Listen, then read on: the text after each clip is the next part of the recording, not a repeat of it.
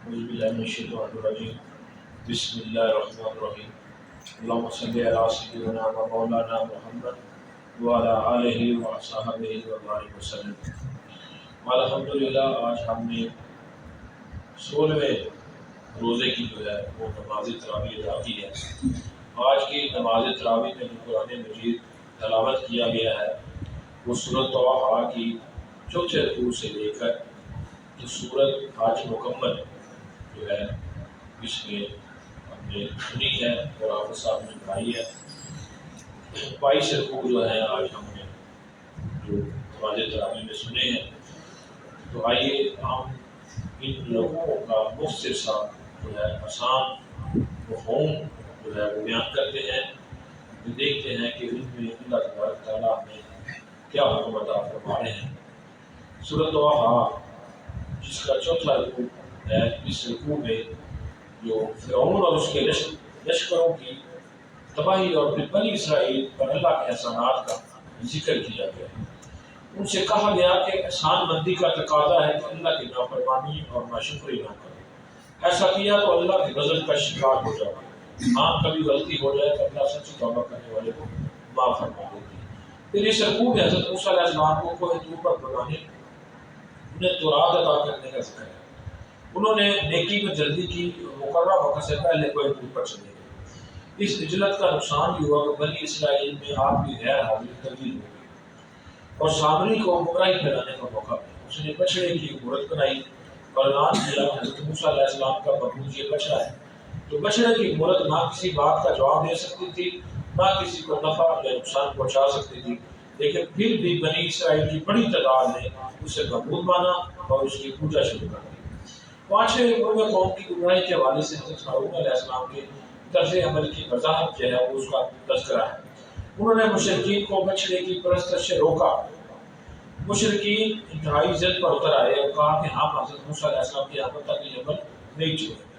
اگر حضرت ہارون علیہ السلام سختی کرتے تو قوم جو تھی اور اس کے دیگر افراد جو جانور کھانا جنگی شروع کرنا چاہتے تھے، انہوں نے قوم کو فرقہ سے بچانے اور اس کی وحدت کو قائم رکھنے کے لیے شدت سے کام نہ لیا، حضرت موسیٰ علیہ السلام کی آمد کا انتظار کیا۔ حضرت موسیٰ علیہ السلام نے سامری سے بات پوچھی اور فرمایا کہ جاؤ اب تم زندگی پر چھوٹ کی طرح رہو گے، کوئی تمہارے قریب آئے گا تو تمہیں تکلیف ہوگی۔ بچھڑے کی مورت کو جو ہے جلا دیا گیا اور اس کی ڈاک کو دریا میں بہا دیا گیا۔ 6 رکوع میں خبردار کیا گیا ہے کہ روز قیامت کوئی شفاعت فائدہ نہ دے گی۔ ہاں اللہ جسے اجازت دے گا اور وہ ایسے بندے کے حق میں شفاعت کرے گا جس کے لیے اللہ شفاعت قبول کرنا پسند کرے گا۔ تمام چہرے اللہ کے سامنے جھکے ہوں گے، ظلم کرنے والا برباد ہوگا، اخلاص کے ساتھ نیک عمل کرنے والے کامیاب ہوں گے۔ نبی کریم صلی اللہ علیہ وسلم کو تلقین کی گئی کہ آپ قرآن حکیم یاد کریں تو جلدی کریں، سکون سے وحی کے نزول کو وصول کریں، اور اللہ آپ صلی اللہ علیہ وسلم کو خود ہی یہ قرآن یاد کرا دیں گے۔ البتہ اللہ سے دعا کرتے رہیں ربی زدنی علما، اے اللہ میرے علم کو بڑھا دے۔ قرآن کریم میں آگے 7ویں رکوع میں سورۃ طٰہٰ میں قصہ آدم اور ابلیس کا بیان ہوا ہے۔ اللہ کے حکم پر تمام فرشتوں نے حضرت آدم علیہ السلام کو سجدہ کیا سوائے ابلیس کے۔ پھر حضرت آدم علیہ السلام نے اس کی ترغیب پر بھولے سے جنت کے ایک ممنوع درخت کا پھل کھایا اور جنت سے محروم ہو گئے۔ انہوں نے اللہ کی بارگاہ میں توبہ کی اور اللہ نے ان کی توبہ قبول فرمائی، دنیا میں خلافت کے لیے بھیج دیا انہیں، اور اللہ کیا کہ تمہاری ہدایت کے لیے وحی کا سلسلہ جاری رکھا۔ جس نے میری وحی کی پیروی کی وہ کبھی بھی نامراد نہ ہو۔ جس نے وحی سے غفلت کی تو دنیا میں بھی چین اور سکون سے محروم ہو جائے گا اور روزے قیامت سے اندھا کر کے اٹھایا جائے گا۔ وہ فریاد کرے گا کہ مجھے اندھا کر کے کیوں اٹھایا گیا؟ دنیا میں تو میں دیکھنے والا تھا۔ جواب دیا جائے گا جس طرح تم دنیا میں وحی کے حوالے سے جان بوجھ کر اندھے بنے ہوئے تھے، آج تمہیں تمہاری اس نبش کی وجہ سے اندھا کر کے اٹھایا گیا۔ اللہ نے قرآن حکیم کی تلاوت اور اس کے فہم اور اس کے احکامات پر عمل اور اس کے اتباعی احکامات کی نفاذ کے لیے جدوجہد اور اس کی تعلیمات کو دوسروں تک پہنچانے کی توفیق عطا فرمائے۔ سورۃ طٰہٰ کا جو آخری رکوع ہے اس میں نبی کریم صلی اللہ علیہ وسلم کو صبر اور اللہ کے ذکر کی تلقین کی گئی ہے۔ آپ صلی اللہ علیہ وسلم کو حکم دیا گیا کہ سورج کے طلوع اور غروب ہونے سے پہلے رات کی گھڑیوں میں اور دن کے اطراف میں اللہ کا ذکر کر کے قلب اس کو حاصل کرے۔ آپ صلی اللہ علیہ وسلم کافروں کی شان و شوکت اور مال و اسباب سے متاثر نہ ہو، اللہ کی مدد کے حصول کے لیے خود بھی نماز پڑھے گھر والوں کو بھی اس کی تلقین کیجیے۔ اللہ یہ نہیں چاہتا کہ لوگ اللہ کی راہ سے غافل ہو کر رزق حاصل کرنے کے لیے ہی محنت کرتے رہیں۔ لوگوں کا رازق اللہ ہے، دنیا میں وہ ہر ایک کو رزق دے رہا ہے، البتہ آخرت کی نعمتیں صرف متقیوں کے لیے ہیں۔ مشرکین تنزیہ کہتے ہیں کہ نبی اکرم صلی اللہ علیہ وسلم پر ان کی فرمائش کے مطابق معجزہ نازل کیوں نہ ہوا؟ تو جواب دیا گیا کہ یہ قرآن معجزہ نہیں ہے جس کی مثل کلام پیش کرنے سے وہ عاجز ہیں۔ اگر اللہ انہیں قرآن کے نزول سے پہلے نافرمانیوں کی صلاح دے دیتا تو شکوہ کرتے کہ اللہ تو انہیں کیوں نہ ہماری طرف رسول بھیجا تاکہ اس کے ذریعے ہم ہدایات پر آ جاتے۔ اب جب کہ رسول صلی اللہ علیہ وسلم آ چکے تو پھر بھی ایمان لانے کے لیے تیار نہیں۔ ٹھیک ہے وہ انتظار کر لیں، آن قریب قیامت آئے گی اور فیصلہ کر دیا جائے گا کہ کون حق پر تھا کون باطل پر۔ اللہ ہمیں روزے قیامت سے قبول فرمائے۔ اس کے آگے جو ہے وہ سورت جو ہے الانبیاء شروع ہوگی، 17واں سپارہ ہے قرآن مجید کا، جس میں 2 صورتیں شامل ہیں۔ پہلی صورت انبیاء کی جس کا 7 رقم ہے، اور دوسری صورت حج جو 10 رقموں پر مشتمل ہے۔ بسم اللہ الرحمن الرحیم۔ اقترب للناس حسابهم وهم فی غفلۃ معرضون۔ اس صورت الانبیاء میں انبیاء کرام کا مزید ذکر کیا گیا ہے۔ قرآن مجید میں اس میں غور و فکر کا جو ہے وہ بتایا گیا ہے، خبردار کیا جا رہا ہے کہ لوگوں کے لیے ان کے حساب کا وقت یعنی قیامت قریب آ چکی ہے، لیکن وہ اس کی اختیاری سے غافل ہے۔ خاص طور پر مشرکین بقا کا ذکر ہوا ہے کہ وہ قرآن مجید اور نبی اکرم صلی اللہ علیہ وسلم پر بے بنیاد اعتراضات کر رہے ہیں۔ ان سے پہلے قوموں نے یہ روش اختیار کی تھی، اللہ نے ان کو ہلاک کر دیا۔ اس رقوع میں خاص بات یہ بھی بیان کی گئی کہ لقد انزلنا علیکم کتاب فیہ ذکرہم افلا تعقلون، کہ ہم نے تمہاری طرف وہ کتاب نازل کی ہے جس میں تمہارا ذکر ہے، کیا تم غور نہیں کرتے؟ قرآن مجید میں 3 کردار بیان کیے ہیں: حق کا بھروسہ، ساتھ دینے والے، حق کی کھلا مخالف کرنے والے، اور منافقین جو ادھر ادھر تھے۔ اب ہم میں سے ہر شخص دیکھ سکتا ہے کہ اس کا کردار آیا کہ وہ حق کے لیے ہے، مال اور جان کی قربانیاں دے رہا ہے، یا وہ حق کا دشمن ہے، یا اس کا کردار منافقین سے ہے۔ سورۃ انبیاء کا دوسرا رکوع ہے، اس میں آگاہ کیا گیا ہے جب بھی اللہ نے کسی قوم کے سرکش کو ہلاک کیا تو وہ عذاب سے بچنے کے لیے بھاگنے لگے، عذاب گھبرایا لیکن عذاب نے انہیں گھیر لیا۔ وہ فریادیں کرتے رہے کہ ہم ظالم ہیں، لیکن اب اعتراف جرم کام نہ آئے گا۔ بالآخر اللہ نے کو بلیا پیش کیا۔ اللہ نے کائنات کسی شغل کے لیے پیدا نہیں کی، بلکہ یہاں ایک مال کا حق و باطل برپا ہے۔ طریق ہوا ہے کہ جب بھی اہل حق نے پابندی دکھائی تو اللہ کی یہ شان ظاہر ہوئی، جس میں ارشاد ہوا کہ بلکہ ہم حق کو اٹھا کر باطل پر دے مارتے ہیں اور پھر وہ اس کا سر توڑ دیتا ہے، اور باطل ہے ہی مٹ جانے والا۔ تیسرا رکوع ہے جس میں انسان کے امتحان کی صورتوں کے بارے میں یہ 2 صورتیں کا ذکر ہے۔ اللہ کی کئی نعمتوں اور قدرتوں کا ذکر کر کے بعد میں بیان کیا گیا کہ انسان کے لیے ان نعمتوں سے استفادہ آتی ہے، اس نے ہر حال میں موت کا مزہ چکھا ہے۔ دنیا میں اللہ اسے ان نعمتوں کے ذریعہ آزماتا ہے، کبھی نعمتیں دے کر شکر کا امتحان لیتا ہے، کبھی نعمتیں چھین کر صبر سے امتحان سے گزارتا ہے۔ اللہ میں صبر اور شکر کی توفیق عطا فرمائے۔ مشرکین مکہ نبی کریم صلی اللہ علیہ وسلم کا مذاق اڑاتے ہیں، لیکن ان قریب اس مذاق اڑانے کا بھیانک انجام بھی ان پر ظاہر ہو کر رہے گا۔ چوتھا رکوع ہے جس میں خبردار کیا جا رہا ہے کہ اللہ روز قیامت عدل کی میزان قائم فرمائے گا۔ اگر کسی فرد نے رائی کے دانے کے برابر کوئی عمل کیا ہے تو وہ بھی لا کر تولا جائے گا، حساب بالکل صحیح ہوگا، کسی کے ساتھ کوئی ظلم اور زیادتی نہیں ہوگی۔ پھر اس رکوع سے انبیاء کرام کے ذکر حسین کا آغاز ہوا۔ حضرت موسیٰ علیہ السلام، حضرت ہارون علیہ السلام کو ایسی کتاب دی گئی جو حق اور باطل میں فرق کرنے والی روشنی اور نصیحت تھی۔ اس سے وہ متقی ہدایات حاصل کرتے تھے تو اللہ سے ڈرتے اور روز قیامت اس کے سامنے حاضری کے احساس سے بھی لرزاں اور ترساں رہتے تھے۔ اب اللہ نے قرآن کریم کی صورت میں بڑا مبارک ذکر نازل کیا تاکہ ہم اس سے ہدایت حاصل کرتے رہیں۔ پانچواں رکوع سورۃ الانبیاء کا جس میں بت پرستوں پر اتمام حجت کی گئی۔ حضرت ابراہیم علیہ السلام کی طرف سے بت پرستوں پر حجت پوری کرنے کا ذکر ہے۔ اس میں انہوں نے بت خانے میں داخل ہو کر جھوٹے بتوں کو ایک تیشے سے توڑا، اور وہ تیشہ جو ہے وہ بڑے بت کے کندھے پر رکھ دیا، وہ لاڑا یا تیسا جو۔ مشرکین نے پوچھا کہ ہمارے معبود کا یہ شرک کس نے کیا؟ آپ نے جواب دیا کہ بڑے بت نے کیا ہوگا جا کر ٹوٹے ہوئے بتوں سے پوچھو۔ انہوں نے کہا کہ ابراہیم تم تو جانتے ہو کہ یہ بت تو بول ہی نہیں سکتے۔ فرمایا کہ افسوس ہے تم پر اور ان تمہارے معبودوں پر، تم ایسے معبودوں کی پوجا کر رہے ہو جو اپنا دفاع نہیں کر سکتے، وہ تمہیں کیا نفع یا نقصان پہنچائیں گے۔ مشرکین پر حجت پوری ہوئی اور حق پھر واضح ہو گیا، لیکن ابا پرستی قبولیت حق کی راہ میں رکاوٹ بن گئی۔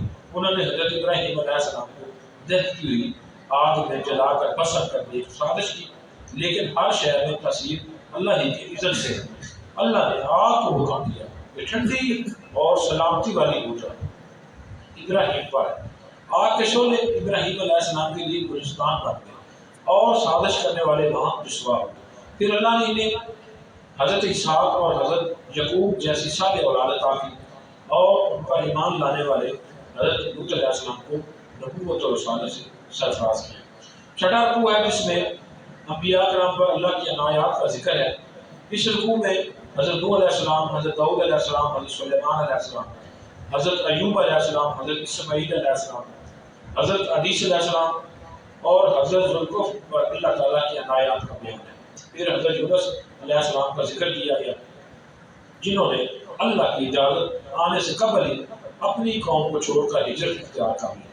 اللہ نے انہیں پھر ایک آزمائش سے گزارا، ایک مچھلی نے انہیں نگلا، انہوں نے فریاد کی لا الہ الا انت سبحانک انی کنت من الظالمین، اللہ تیرے سوا کوئی معبود نہیں، تو پاک ہے، بے شک میں ہی ظالموں میں سے ہوں۔ اللہ نے ان کی یہ فریاد سنی اور مچھلی نے اللہ کے حکم سے انہیں خوشی پر اگل دی۔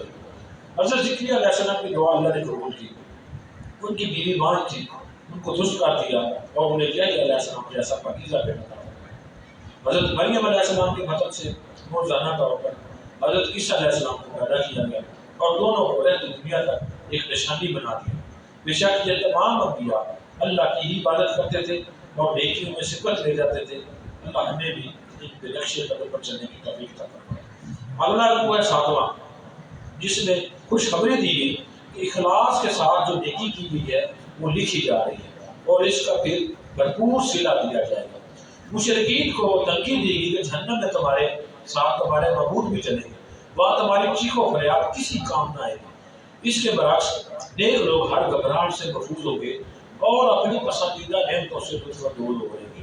دنیا میں بھی زمین کے وارث آخر کار نیک بندے ہی بنیں گے۔ یہ وہ خوشخبری ہے جو اللہ نے زبور میں بھی لکھ دی تھی۔ اس خوشخبری کا ظہور نبی کریم صلی اللہ علیہ وسلم کی امت میں ہوگا، کیونکہ آپ صلی اللہ علیہ وسلم کے بارے میں ارشاد باری تعالیٰ ہے وَمَا أَرْسَلْنَاكَ إِلَّا رَحْمَةً لِلْعَالَمِينَ، اے نبی صلی اللہ علیہ وسلم ہم نے آپ کو نہیں بھیجا مگر تمام جہانوں کے لیے رحمت بنا کر۔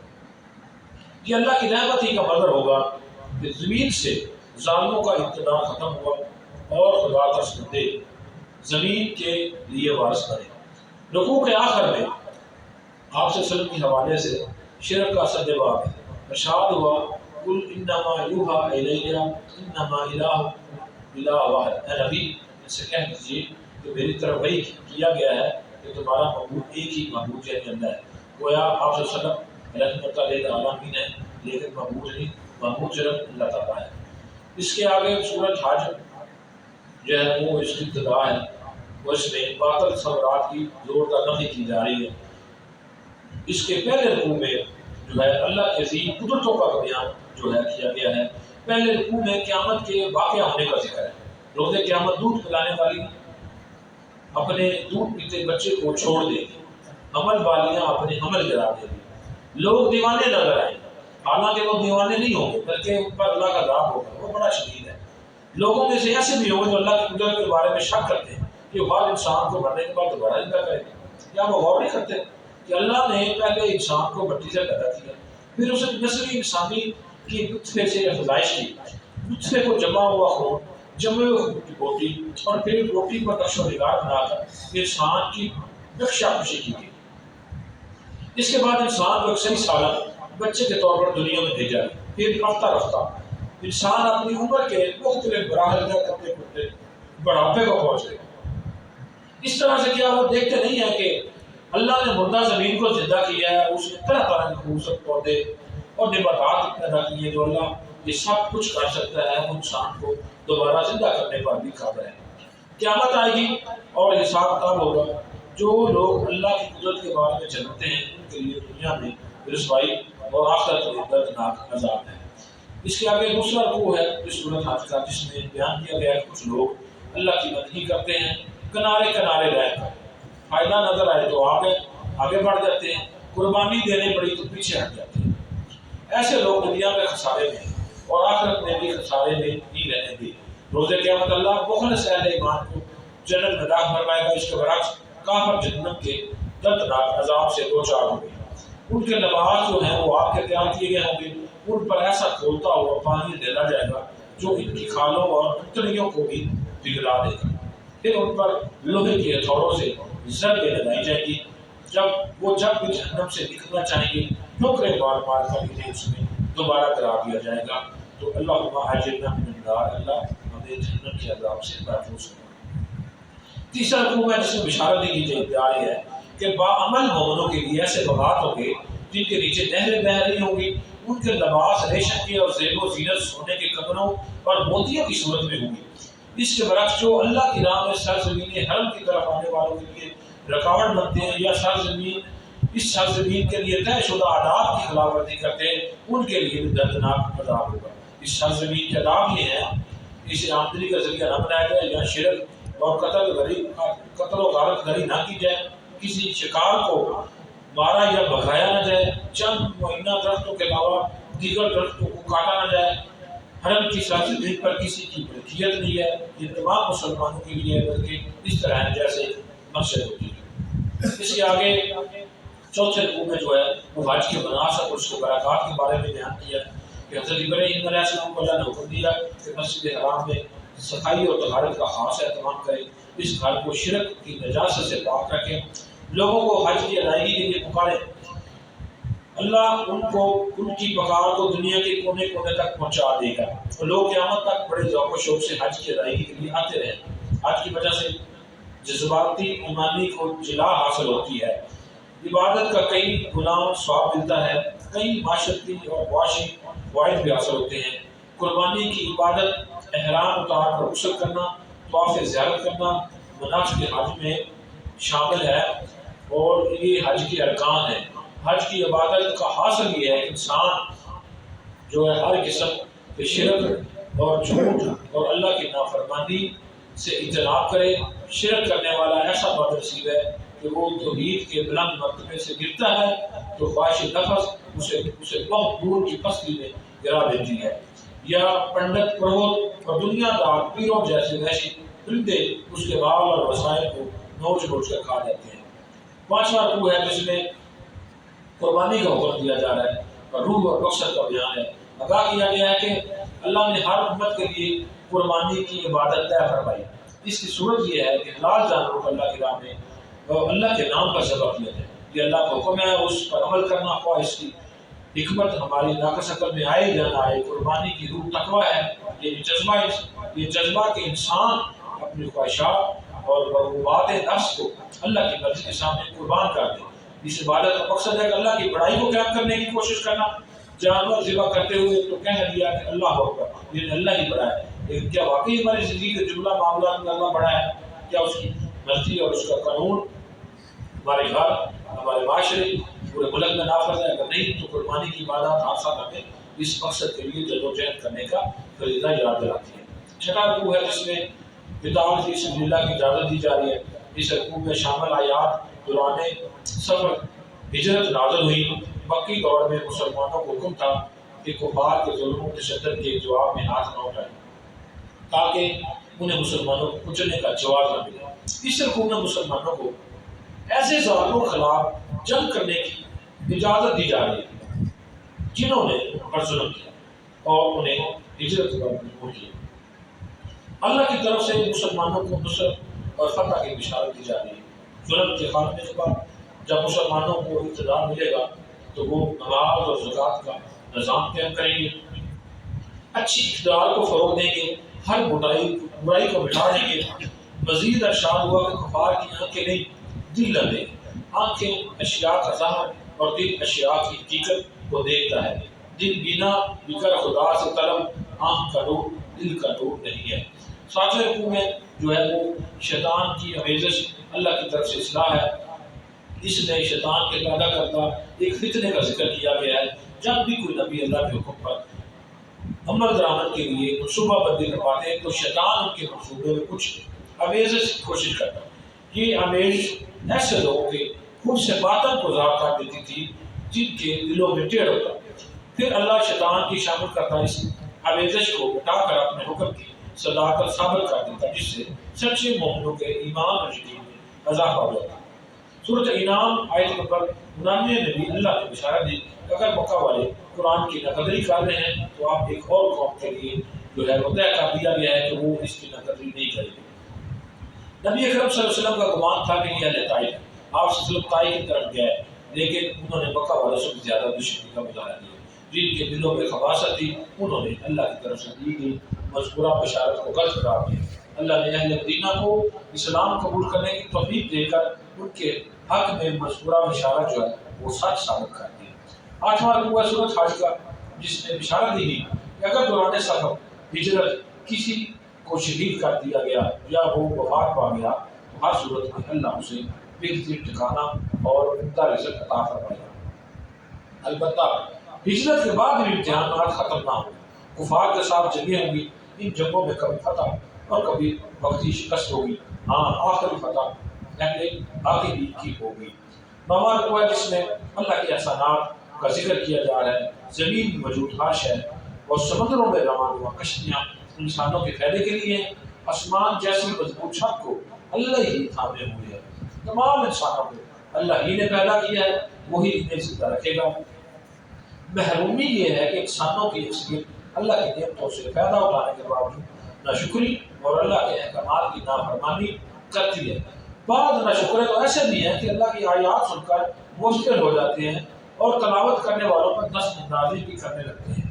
انہیں اللہ کی آیات کا سننا جس قدر ناگوار لگ رہا ہے، اس سے کئی زیادہ ناگوار وہ جہنم کی آگ ہوگی جس میں ان بد نصیبوں کو پھر جھونک دیا جائے گا۔ سورۃ حج کی جو آخری رکوع ہے اس میں دعوت ایمان اور 2 آیات میں دعوت عمل ہے۔ ایمان کے ذیل میں فرمایا گیا کہ اللہ کے سوا جن معبودوں کو پکارا جاتا ہے وہ سب کے سب مل کر ایک مکھی نہیں بنا سکتے۔ مکھی بنانا تو دور کی بات ہے، وہ تو اس قدر لاچار ہے کہ مکھی اگر ان کے سامنے سے غذا کا کوئی ذرہ لے کر اڑ جائے تو اسے چھین نہیں سکتے۔ انسان اللہ کو چھوڑ کر دیگر معبودوں سے اس لیے مانگتا ہے کہ وہ اللہ کی بے حد و حساب قدرتوں کی بات نہیں رکھتا۔ عمل کے حوالے سے حکم دیا گیا کہ نماز ادا کرو، پوری زندگی میں ذوق و شوق سے اللہ کی مکمل اطاعت کرو اور بھلائی کے کام کرو۔ بھلائی کے کاموں سے مراد دنیا میں خدمت خلق ہے اور لوگوں کے آخرت سنوارنے اور انہیں جہنم سے بچانے کے لیے دعوت و تبلیغ کی کوشش ہے۔ آخر میں حکم دیا جا رہا ہے اللہ کے دین کی سربلندی کے لیے اس طرح سے جہاد کرو جیسا جہاد کرنے کا حکم دیا گیا اور حق ہے۔ اللہ نے تمہیں اس عظیم مشن کے لیے چن لیا۔ روز قیامت عدالت میں خدا بندی قائم ہوگی۔ نبی کریم صلی اللہ علیہ وسلم گواہی دیں گے کہ انہوں نے ہم تک اللہ کے احکامات پہنچانے کا حق ادا کر لیا۔ اگر ہم نے بھی دین پر عمل اور دین کو لوگوں تک پہنچانے کا حق ادا کیا تو سرخرو ہو گئے۔ دوسری صورت میں اپنی بے عملی اور دوسروں کی گمراہی کا وبال بھی ہمارے سر ہوگا۔ اللہ ہمیں اس رسوائی سے محفوظ فرمائے۔ اس طرح آج ہم نے 17 سپارے جو ہیں وہ جو والد رابی میں سنے ان کا مختصر سا جو مفہوم بیان کیا، اللہ تعالیٰ ہمیں سمجھنے اور اس پر عمل کرنے کی توفیق عطا فرمائے۔ اللہ تعالیٰ